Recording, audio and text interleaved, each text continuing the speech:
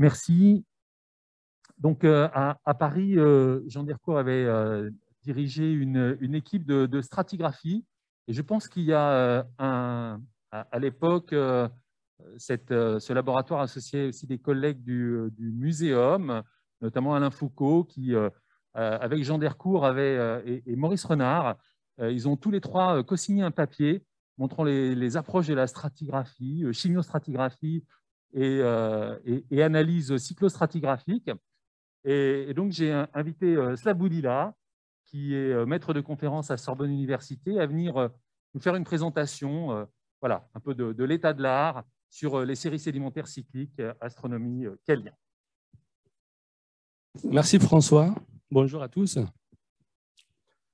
Je vais vous présenter nos thématiques de recherche et quelques résultats consacrés éventuellement au lien entre la genèse des séries sédimentaires et les forçages astronomiques.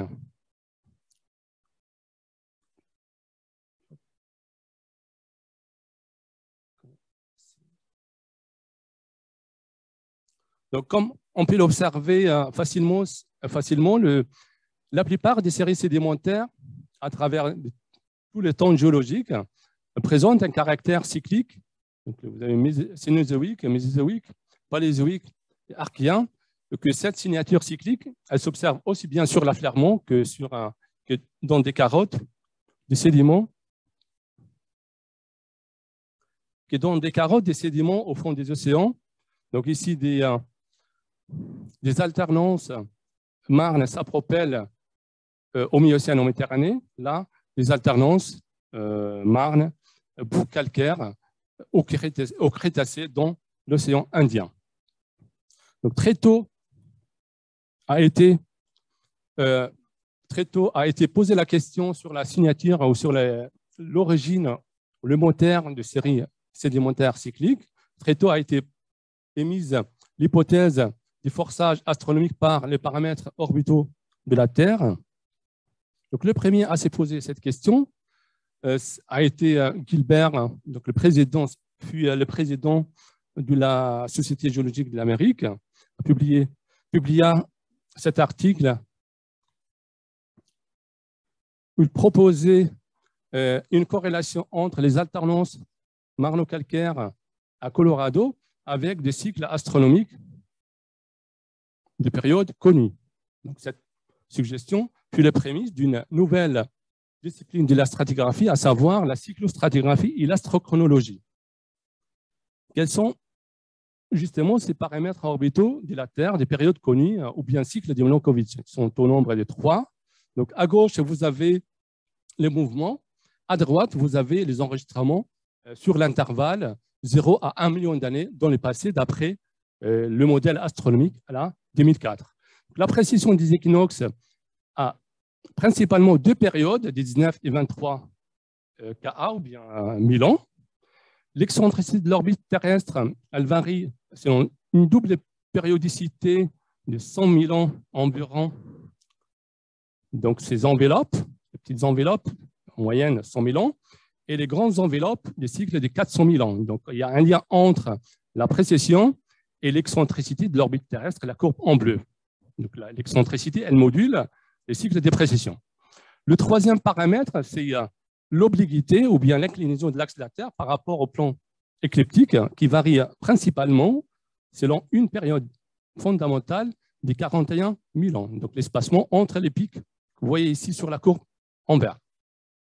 La combinaison entre ces trois paramètres engendre des variations de l'insolation à la surface de la Terre, et donc des variations climatiques et environnementales qui régissent des variations ou des cyclicités, rythmicités sédimentaires, comme on l'observe ici, des rythmicités qui sont enregistrées dans les archives sédimentaires. Donc, ici, vous avez les trois paramètres sont enregistrés. C'est un exemple qui montre qu'on a les trois paramètres à la fois enregistrés. Dans cet exemple, le deuxième exemple, on a principalement la précession et l'excentricité qui dominent.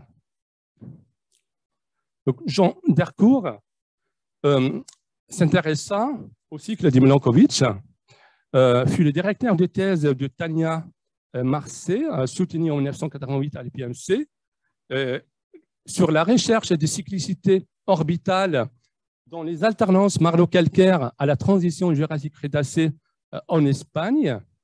Donc, j'avais effectivement commencé mes travaux de recherche sur les alternances marno-calcaires du Cuméridien dans les bassins vaucantiens, les bassins du sud-est de la France, et précisément sur la coupe de la Miouge, donc avec Bruno Galbrin.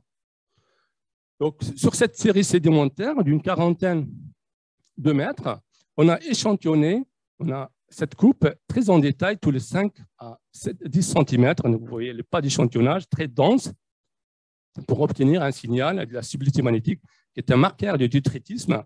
C'est un marqueur, c'est un indicateur paléoclimatique indirect.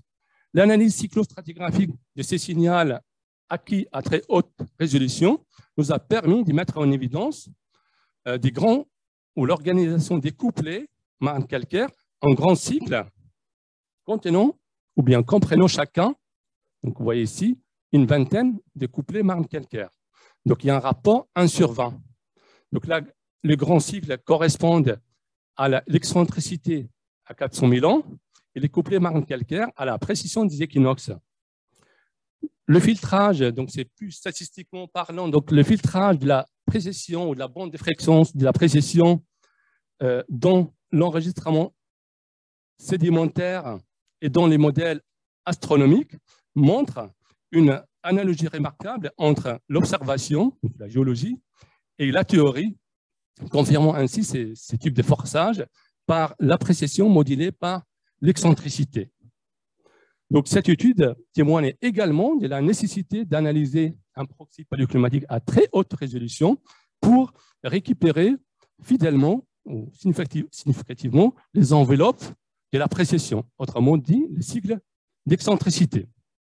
Donc, cette hiérarchie cyclique ou cette forte modulation de la précession par l'excentricité semble être commune et se retrouve dans des séries de différents âges et issus des différents environnements. Donc, un autre exemple, toujours les mêmes bassins, les bassins vaucantiens, ici les vallongéniens, en utilisant la subtilité magnétique comme marqueur paléoclimatique à très haute résolution. Cette coupe a été échantillonnée, c'est la coupe d'Orpierre, a été échantillonnée tous les 5 à 10 cm.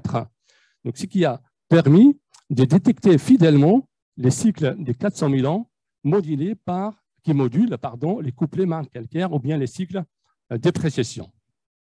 Un dernier exemple pour illustrer cette hiérarchie cyclique, mais dans un environnement plutôt lacustre, donc ce n'est pas marin, donc c'est lacustre, dans le bassin de Rennes, à la transition Éocène et Oligocène, donc c'est un intervalle de longueur environ 7 millions d'années, on a mis en évidence, en utilisant un autre proxy détritique, le gamma-ray, en diagraphie, les cycles, vous voyez ici, sont numérotés des 400 000 ans, qui modulent le cycle de précession.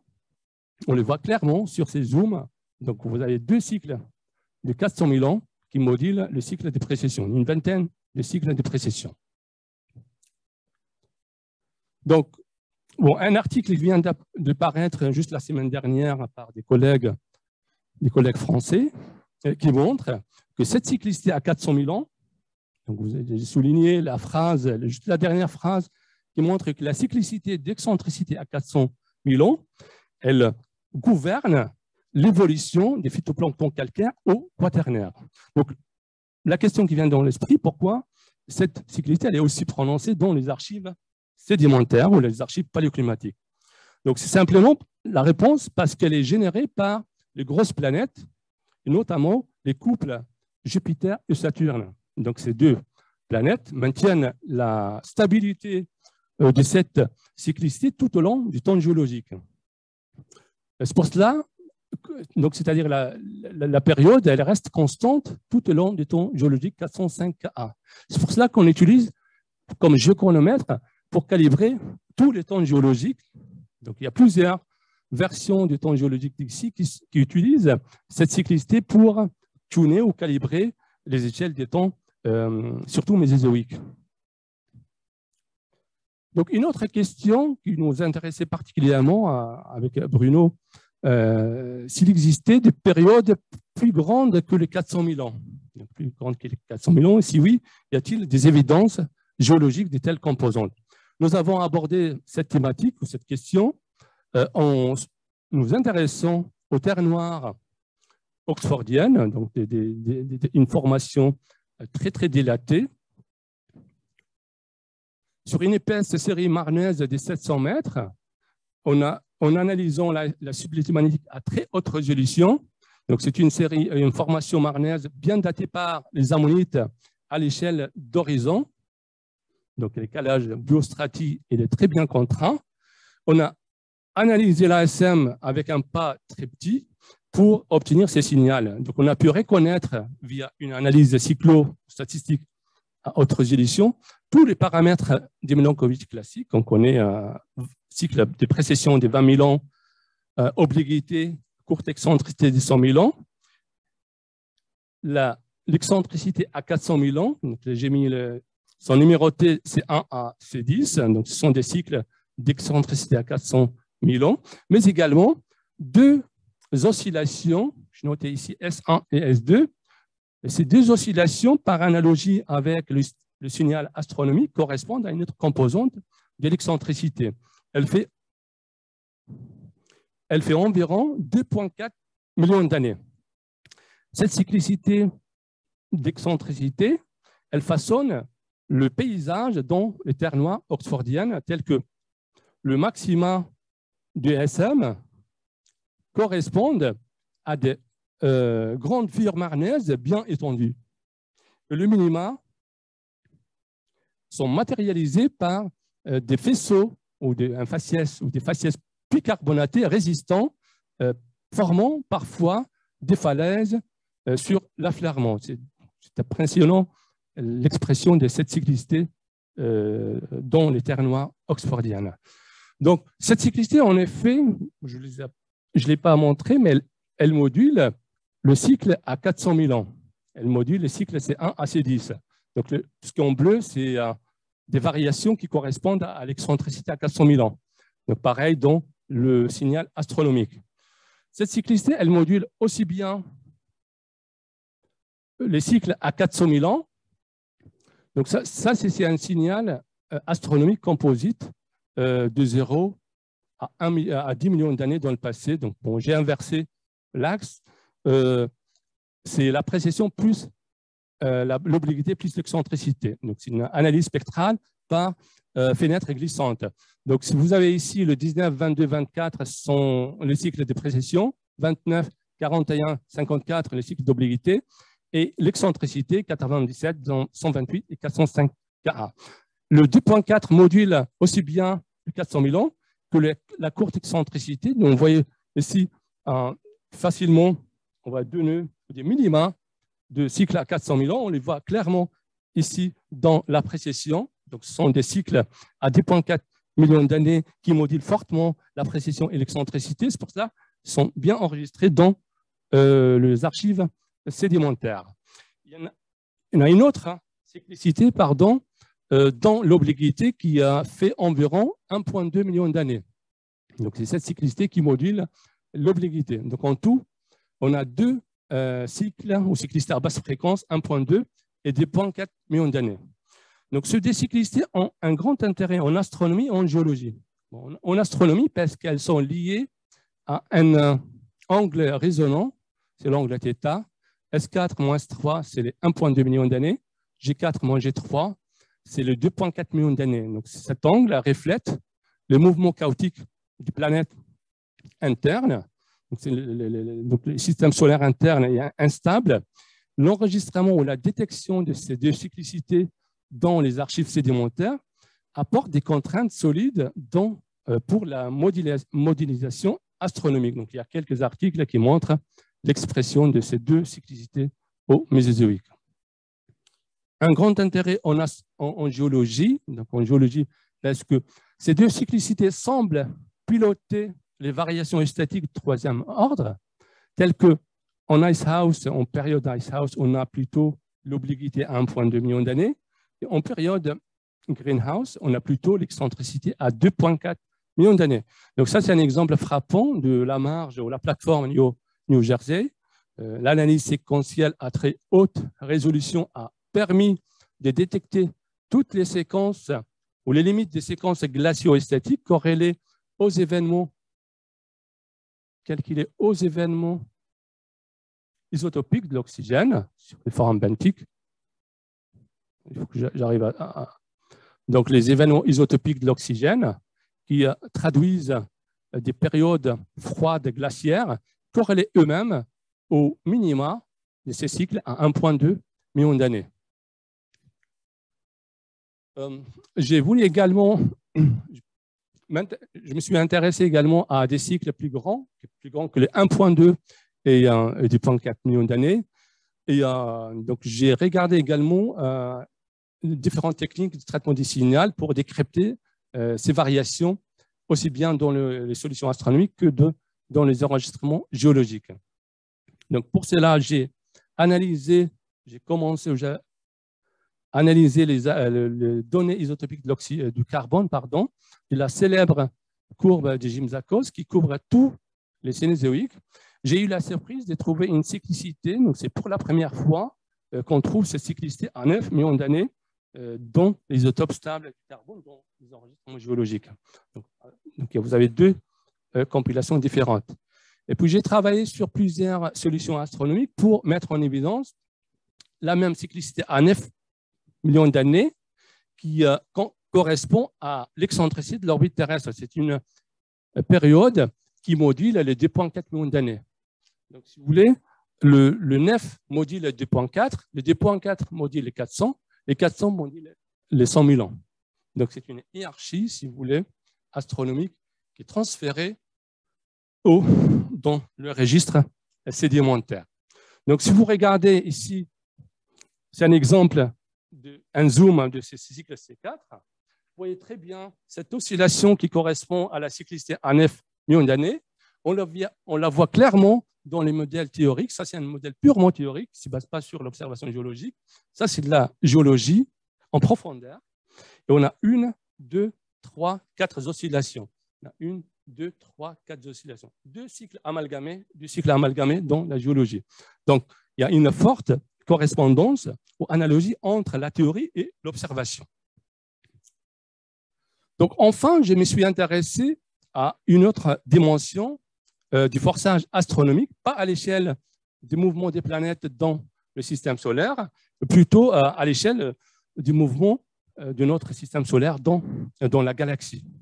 Alors, cet ordre de grandeur ou cette échelle temporelle nécessite un ordre de grandeur de plusieurs millions d'années, donc nécessite l'analyse de ces temporelles encore beaucoup plus longue.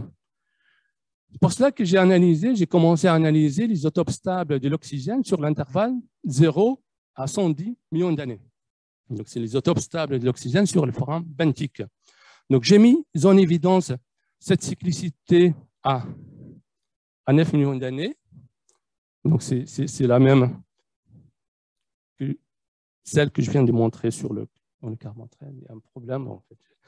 Donc, j'ai quelque chose qui sont tronqués de ce côté-là, mais ce n'est pas grave. Donc, ce sont des cycles à 9 millions d'années, sont le même que le cycle que je viens de montrer dans le carbone 13. On a également une autre cyclicité à 35 millions d'années. Donc, en plus, on a une longueur d'onde encore plus longue, sauf qu'on n'a que 3 oscillations. Donc, on a 1, 2, 3. Donc, pour asseoir la réalité de cette fréquence et éventuellement discuter de son origine, il faudrait la mettre en évidence sur un intervalle encore plus grand. C'est pour cela qu'on a utilisé le chart ou le célèbre chart de Bilal Haque. Donc, ce sont des charts qui sont très, très connus, paléozoïques. Donc, c'est récent, relativement récent, l'année 2008 où il a publié à Science. Et les autres charts ont été mis à jour récemment par Bill, le chart de Méso et Cénozoïque. Donc, nous avons compilé, assemblé, recalibré ces charts sur les échelles de temps les plus récentes. Et voici le signal composite. C'est un signal composite qui couvre tous les phanérozoïques. Donc, on voit très bien une oscillation d'environ entre 250 et 300 millions d'années qui correspond au cycle de Wilson. Donc, cette cyclicité, comme je viens de voir les présentations précédentes, Sylvie, le de Sylvie, que là, on a un minimum des glaciaux statiques, si vous voulez, et puis affecter les cycles biotiques. Une fois ôté ce deux cycles de Wilson, on fait bien apparaître une cyclicité dominante qui est enregistrée tout au long du Phénérozoïque, comme l'atteste la méthode FFT par fenêtre glissante, également les tests de significativité. Donc, c'est une cyclicité très significative et qui couvre tous les Phénérozoïques. J'ai continué à explorer cette cyclicité statique pour voir notamment son origine. Je l'ai comparé avec l'isotopes stable de l'oxygène, qui sont des paléothermomètres. J'aurais pris le même intervalle, c'est en noir, l'intervalle 0 à 110 millions d'années, donc D-trendé. J'ai rajouté un autre set, un autre jeu de données en rouge pour arriver à un intervalle plus grand, de 200 millions d'années. Après, j'ai effectué un certain lissage pondéré et modéré. Enfin, donc, j'ai appliqué l'année spectrale pour trouver une cyclicité de 35 millions d'années qui correspond à ces oscillations qui sont très nettes dans les données. J'ai mis en face la courbe eustatique D-trendé de Bilal-Hack, calibrée sur la même échelle de temps géologique, échelle 2016. J'ai appliqué l'année spectrale et je trouve la même cyclicité à 35 millions d'années. Enfin, j'ai appliqué l'année spectrale entrecroisée pour voir les déphasages et la cohérence. Donc, la cohérence est proche de 1 et les déphasages sont en opposition des phases. Autrement dit, pour des périodes froides, on a des minima eustatiques. Période chaude, on a des maxima eustatiques. Donc, il y a probablement une connexion entre le statisme et le climat à cette échelle, à l'échelle de cycle de 35 millions d'années. Donc, on sait, en effet, a priori, on sait qu'il y a une périodicité, c'est un phénomène, si vous voulez, cyclique, donc c'est un forçage, je pense, que externe. On connaît très bien dans la galaxie une périodicité d'environ 35 millions d'années qui correspond à ces mouvements,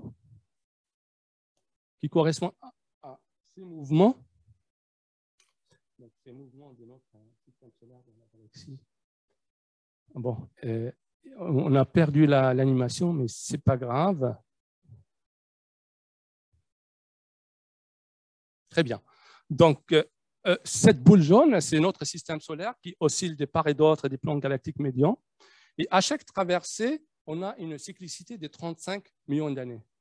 Et à chaque traversée, on a plus de rayonnement cosmique incident à la surface de la Terre, et donc de périodes froides prolongées et probablement des périodes de niveau marin ou de bas niveau marin ou des périodes minima statiques. Donc, en se basant sur cette observation, on a construit un modèle astronomique, si vous voulez, du rayonnement cosmique.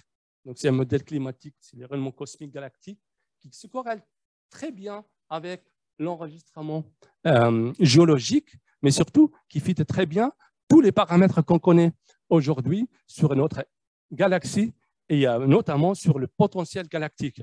Donc voilà, j'ai fini.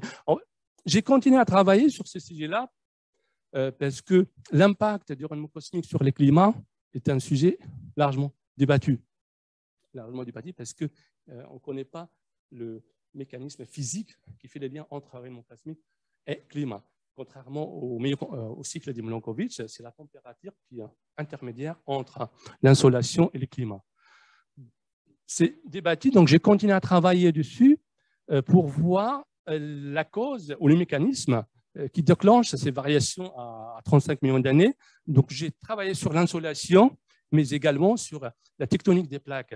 Donc j'ai passé beaucoup de temps avec mes collègues australiens à regarder les signaux tectoniques pour voir s'il y a un lien entre les cycles à 35 millions d'années et le statisme.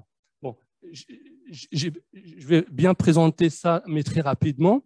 Donc, j'ai travaillé sur l'insolation et j'ai travaillé aussi sur des données tectoniques pour éventuellement voir si vraiment il y a un lien entre le statisme à cette échelle et la tectonique.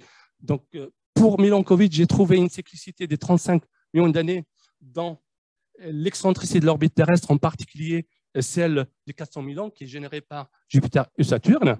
Et puis, bon, ce n'est pas grave pour les animations, donc il y a une animation ici.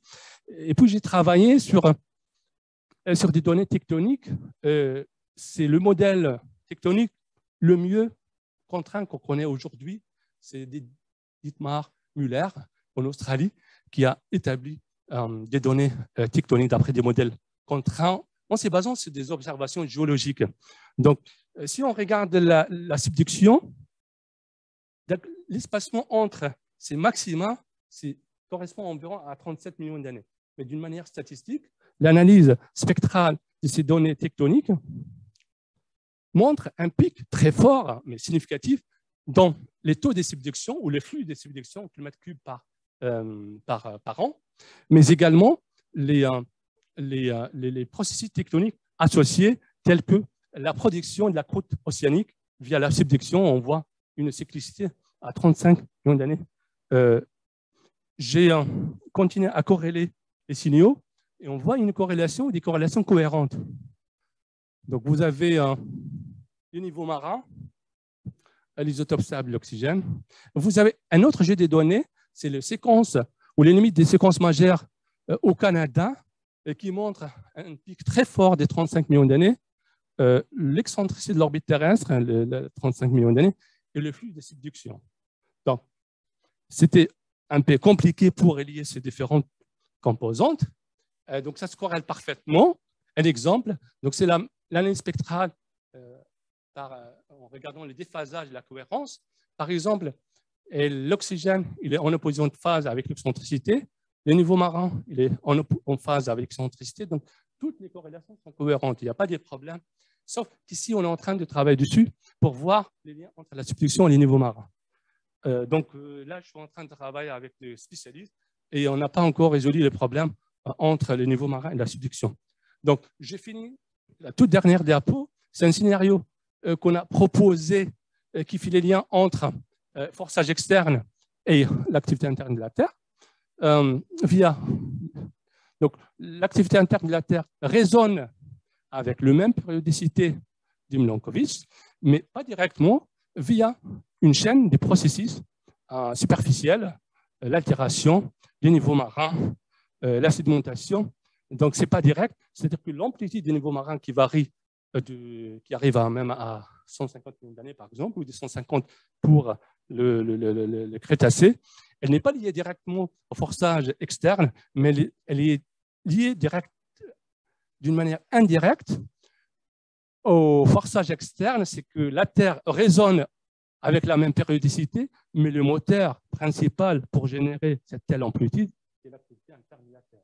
Donc la subduction, si vous voulez, l'expansion océanique qui font cette amplitude ou ces contrastes d'amplitude du niveau marin. Donc voilà, c'est la dernière diapo, je pense.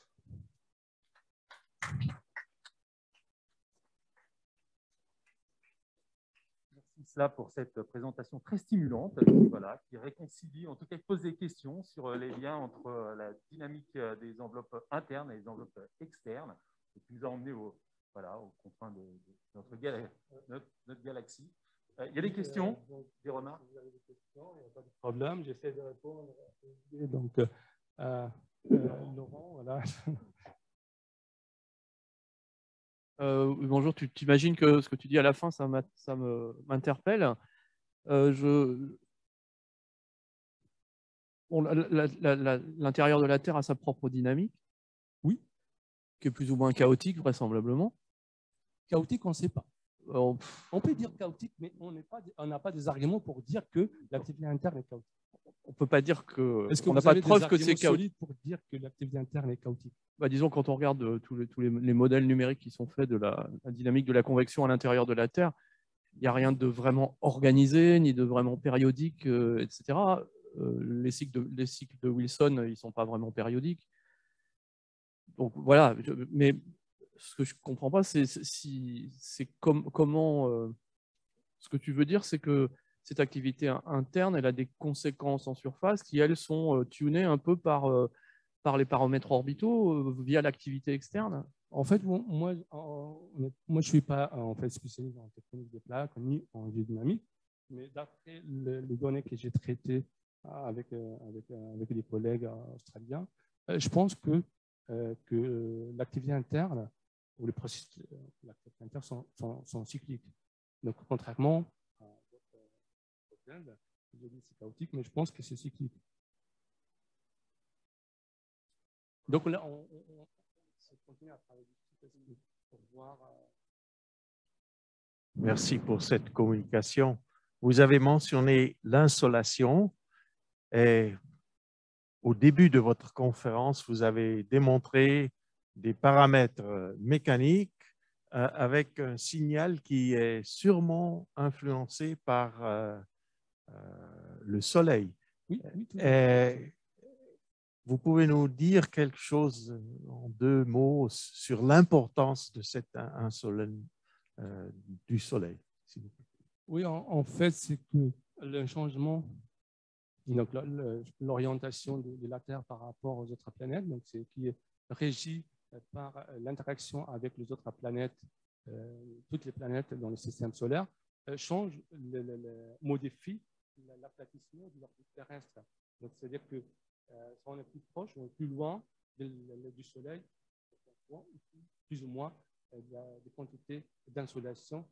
Donc, il y a un lien direct entre l'insolation et la température. Donc, on a corrélé également l'insolation avec la température. On voit des points de thermomètre à toutes les latitudes. Donc, ça, c'est vraiment la théorie de Milankovitch, très, très bien prouvée. Donc, on n'a aucun souci avec la théorie de Milankovitch. Mais pour les rayonnements cosmiques, oui, c'est un débat. Justement, je voudrais revenir là-dessus. Actuellement, cette affaire du rayonnement cosmique par rapport à la position de la Terre sur la galaxie et les fameux bras galactiques, oui, c'est un des seuls débats qui interpelle le GIEC. Et c'est la seule personne qui développe cette théorie, c'est un Danois. Oui, et c'est la seule personne qui a été conviée à présenter ses travaux devant le GIEC, qui est quand même un club extrêmement fermé, parce que justement, il fait appel à la nébulosité et au fait que les interactions galactiques entraînent une augmentation des champs électriques et augmentent la nébulosité et pourrait être un des paramètres qui joue énormément dans la variation climatique. Donc, c'est très intéressant. Oui, oui, tout à fait. Je connais cette personne, c'est Sven Smark. Donc, Sven Smark, il nous a rapporté un article. Donc, lui, il croit trop à l'impact des rayonnements cosmiques sur le climat, même si c'est un sujet largement débattu. Et en fait, Sven Smark, il a publié des articles où il montre vraiment une forte corrélation entre les rayonnements cosmiques et la température. Donc, vraiment, la corrélation, elle est parfaite. Mais après, il faut trouver le mécanisme physique qui lie les rayonnements cosmiques et le climat.